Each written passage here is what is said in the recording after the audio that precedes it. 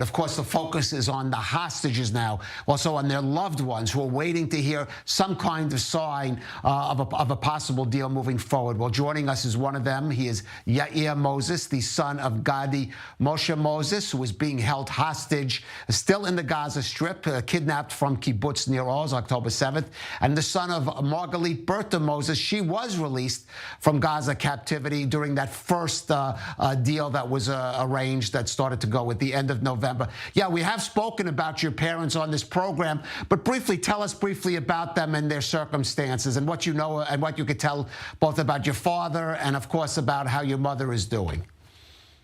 Okay, we'll start with my mother. My mother, Margalit, is much better now. It's been a long time since she was released, so when she's feeling physically, she's better.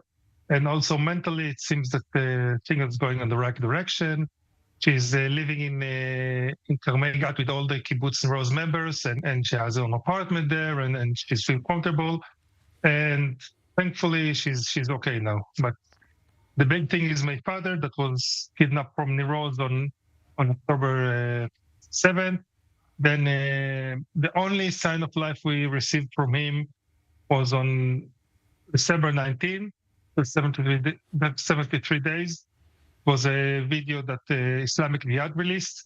And over there in that video, you can see how thin he is, how tired he is. I think he looks there like 10 years older than what he looks 4 months ago. And we don't know when it was taken, so it could be taken even before.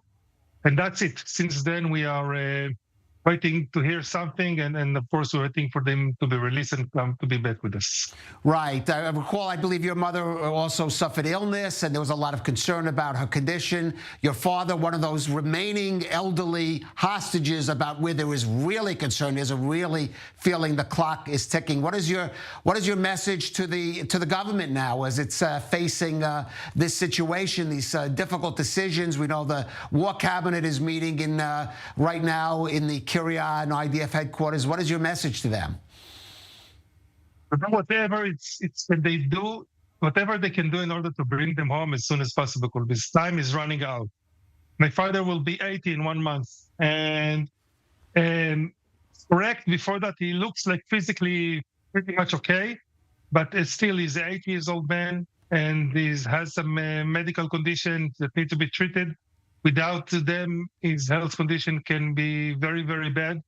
And as we saw here, the picture that was, I don't see here in the pictures, but when on the video, he seems, like I said, very, very thin, very, very weak. So we hope it doesn't get escalated and get worse. And we really, really hope that he will be able to recover it both physically and mentally. And like him, all the others, elderly people, and of course, other young women, we heard what happened to them, young men that are being tortured, and everyone need to be released as soon as possible.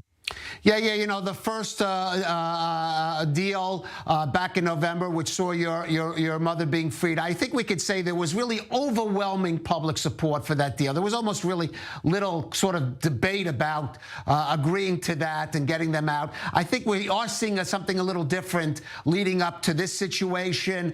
The price, of course, is going up in terms of people talk about some of these prisoners with blood on their hands, whether it would stop the war or not. I think there is we're hearing that. So what would be your message to the Israeli public and those people who are debating and say, yes, of course we want to get the hostages released. That's a priority. But there are other concerns as well, concerns of people who have families who have been victims of terror and about making sure this kind of thing doesn't happen again. What do you have to say to them?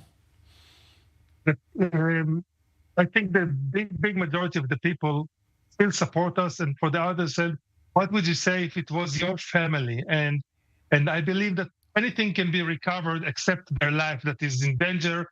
And we don't even know if they're still alive. We don't know their condition. We don't know anything about them. And this is why we need to be brought back home. After that, we can handle everything. We can handle Hamas. We can handle the other terrorists that were released. We can handle everything. But first, we need them to be back home. And hopefully, everyone that is alive today will be alive when they arrive. We don't even know who is alive. We know for some that died there. And we don't know about the others if they're still alive or not. And we need all the people that's still alive to be back alive, because the only way for the Israeli public feel whole again. Because without it, it's something very, very big that will be broken in the relationship between the citizens and the government that didn't protect them on October 7 and not protecting them down now in order to bring them home. Right. Well, Yair, of course, we wish your mother continued recovery from her ordeal. And under whatever circumstances, we wish to see your father, Gadi, returned home as soon as possible, along with all the other hostages, of course. Yair Moses, thank you for joining us on I-24 News. Thank you. Thank you for having me. Thank you.